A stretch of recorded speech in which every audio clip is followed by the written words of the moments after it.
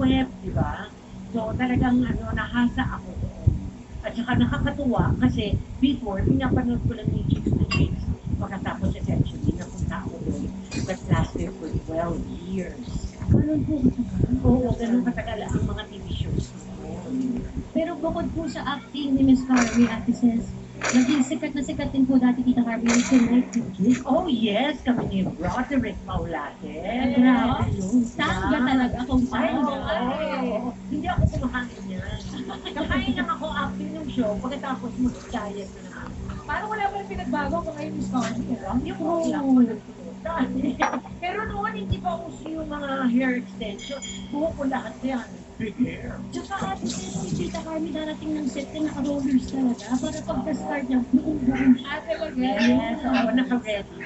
Ito pong show na to na Tonight with Dick and Barbie, gano'n po katagal itong show? It lasted for 2.5 years. Yan. Tapos ito po, mga sayaw-sayawan. Miss Sayaw-sayawan, oo. Doon naman medyo nag-adjust ako kasi nag-host ako, tapos may mga skit.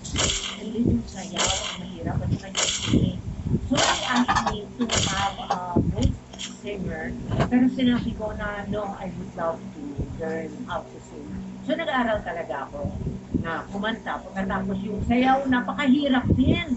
Kasi talagang aralin mo under Maribel Pichara, yung mga steps, iba-iba. Tapos may mga ano pa doon, dance medley na tatanggalin yung mga damit, paunti-unti hanggang mamaya yung Tanggal na lang. yung ganun.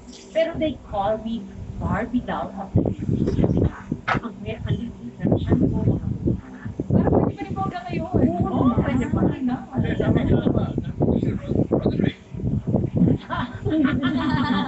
Forever and never too far. Nag-work yun. Di ba nagsusumpin tayo ng mga pag? Correct. Miss Carly, tanong na ako, paano ka nag-transition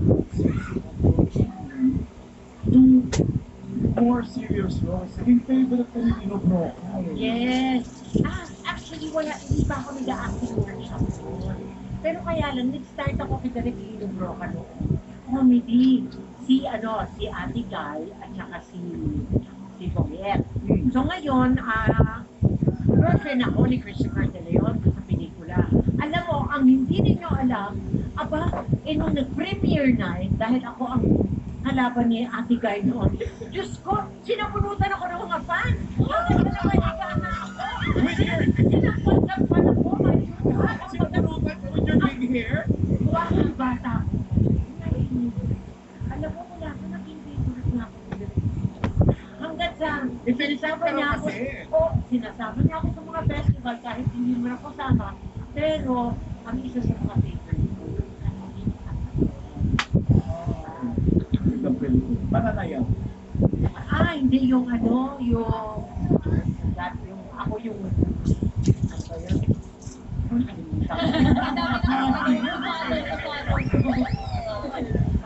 Sa dami niyo na po nag-pelikula Miss Carmi, pero kung bakit hindi po? Gusto na gampanan. gusto ko yung parang tinigbang ako. Ay, si Kuwala. Ang papel ni... And yung sabi niya, Ano yung back na ulit po? Si Kuwala doon, si Lolita Rodriguez. Ay, parang ako. actually, nag-acting workshop ako ngayon. Dito rin sa TV5. Talaga? Sa Ikaw Star na yung... Wars. Yan, Catherine Ryan. Ikaw rin nagtuturo. Ay, ito! Estudyante ako. Kaya nga nakakatuwa kasi kahit na nanalo na ako ng best actress, gusto ko pa rin. Kasi ang mission ko, ang forte ko ay comedy. Gusto kong lawakan yung aking kaalaman. So pag sinabi mo, comedy ka dito, ngayon mamaya drama ka. Katulad niya, may ipopromote ko. Ngayon ako sa Singapore.